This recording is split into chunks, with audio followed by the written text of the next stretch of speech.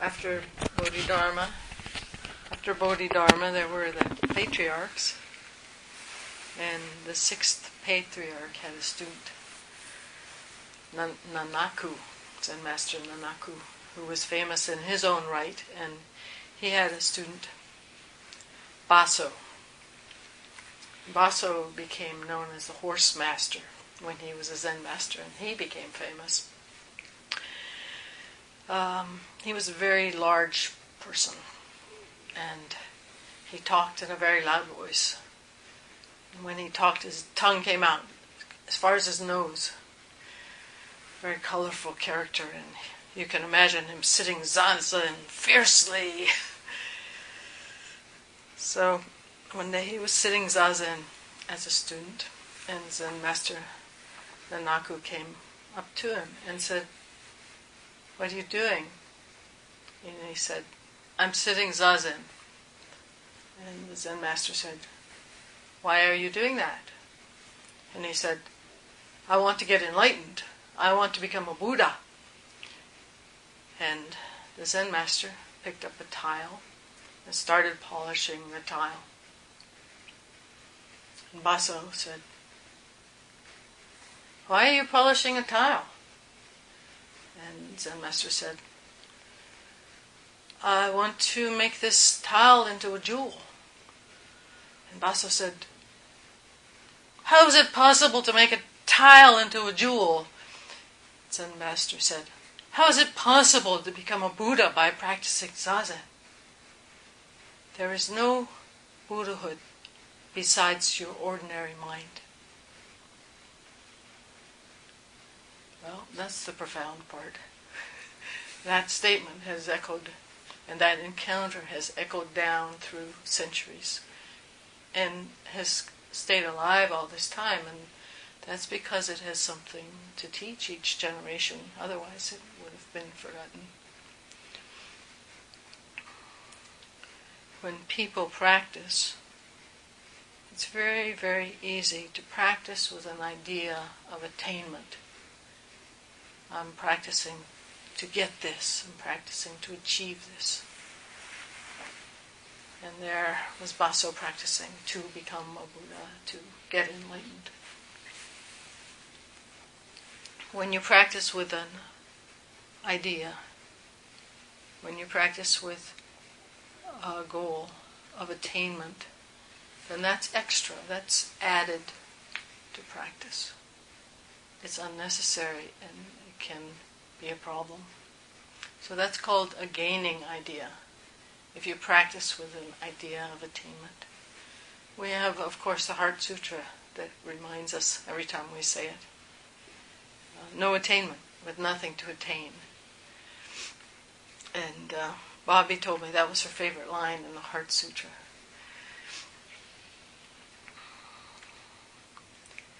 So it's very hard not to have gaining ideas. I certainly have had many problems with those over time.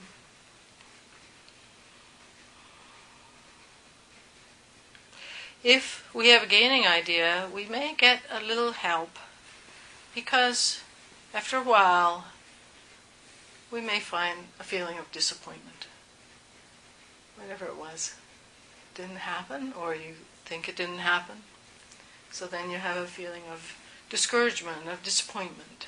And that's a good moment to say, what's happening here? I'm discouraged, I'm disappointed. I must have had a gaining idea in my practice. I must have been practicing with an idea that I was going to get something. Now's my opportunity to identify that. It's not necessarily that it was to get enlightened. You might have wanted to have less stress in your life, or you might have had some other goal in your practice that you are carrying with you. When you find that disappointment or discouragement, you can ask, what was it? What was it? What has it been that I've been attaching to my practice? Can I let go of that and practice without that? So that can be very useful, to have discouragement in practice in that way. So if we don't practice with the gaining idea, then some questions come up about that. And they're perennial questions that I just wrestled with and wrestled with. One of them is, well, how do I practice then? And one recommendation is practice like a frog. A frog is sitting on its lily pad or on its log. It's still, it's attentive, it's one with its surroundings. It's just there, being present. A fly comes along and caught the fly. The frog is not thinking about yesterday or tomorrow. No gaining idea, just there and present. Well, that's all very well, but as for me, the ideas come all the time into my mind, and I know I'm not alone. I read once the Dalai Lama said, oh yeah, when I meditate, the thoughts come, all kinds of thoughts come roaring through my mind, or he said something like that. And I said, the Dalai Lama? And he said that. At any rate, so then what? If the frog doesn't seem to be happening. Well, just go back, just go back, just go back. 1,000 times, 10,000 times, go back to being in the present, putting the thoughts aside. And that's part of practice. Just figure that's part of practice too. But if we don't have gaining ideas, then this is the third question that comes up. What's going to sustain me? What's going to get me get out of bed and go sit or not watch a movie, sit instead, or what's going to bring me back to the cushion time after time after time? If I don't think I'm going to attain something by doing it, well, we're so oriented to achievement and we're so efficient. We can do multitasking. We really want to use every minute of our life to some kind of a goal or to enjoy it or whatever categories. So what's going to sustain me over time? And I know a number of you have practiced for a long, long time. And I always think it's a privilege when somebody tells me about what sustains them, keeps them sitting over a long time. One time, Phil Hartman, I was talking to him. He was at the time, I don't know what he's doing now, but he was a monk practicing with Zen Master Degak he lived in Charlottesville, Virginia, but he practiced went for interviews and for longer sittings to Lexington, Kentucky, where Zen Master Degak was. And he offered me a ride there one time, so we had about 6 hours to talk. And he said, well, I tried drugs and alcohol, and I was married, and women, and none of that was deeply satisfying to me. And so I just practiced then. It wasn't like he was trying to get something, but it was what was left. And so he was committed to that. He was going to do that.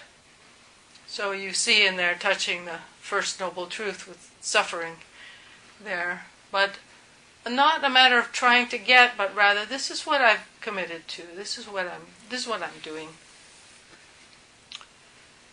And I found that oftentimes when people do talk about their practice over the long term, it's more a matter of this is my habit, this is my way of life, this is what I've committed to.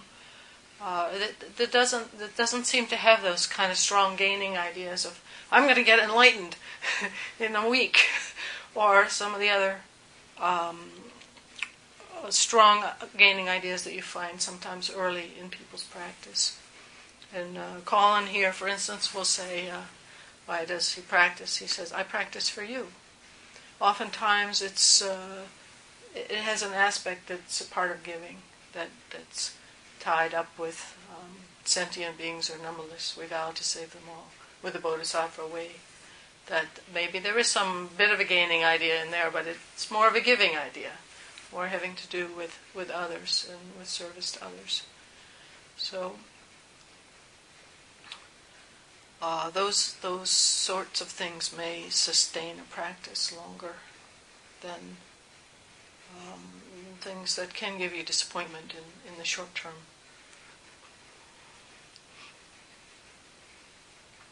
As for me, I found it easiest to observe my own gaining ideas and just ideas while practicing when I practice yoga.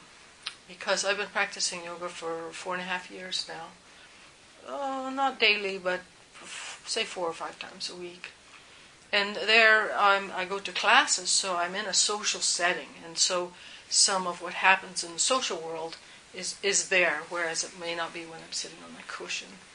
And I'm interacting with the teacher. I have to listen to instructions, so I have to use my verbal abilities, and then I have to do things with my body. So it's more connected to everyday life in some ways, and I can observe what's going on in my mind. And there is breath work where in the kind I'm practicing, you do Ujjayi breath the whole time, so that you do keep coming back to breath. And I was astounded to realize at the beginning that I was very competitive. First I felt very embarrassed and awkward because everyone else did things better than I did. So that was bothering me, and I was comparing myself to everyone, even though the teacher said, don't compare yourself to people. This is your practice. You're in your body and you're practicing. Well, I was comparing myself to everyone in the room. And then negatively. And then it even got even worse when I started to compare myself positively to other people. As the months went by, there were beginners who came in, and I can get my head down further in that pose than that person, And then I had feelings of arrogance and pride. I'd rather feel embarrassed than to feel arrogance and pride.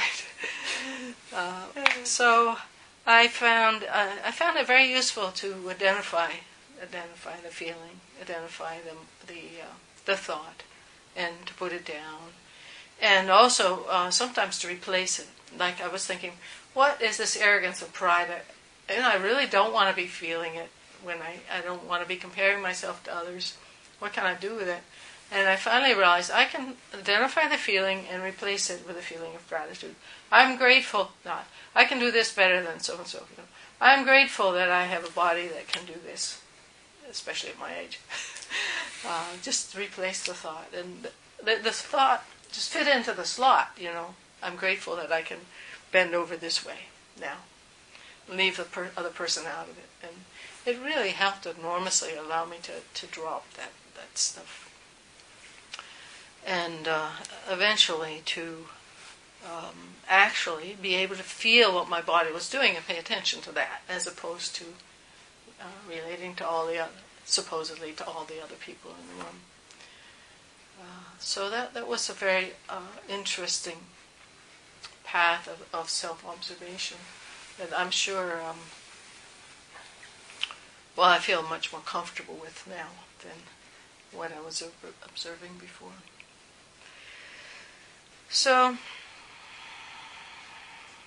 what I'd like to say is there is no Buddhahood besides your ordinary mind. For me, that's it shows me so many mental traps. Just that one statement shows me so many mental traps that I find it perennially useful. Thank you.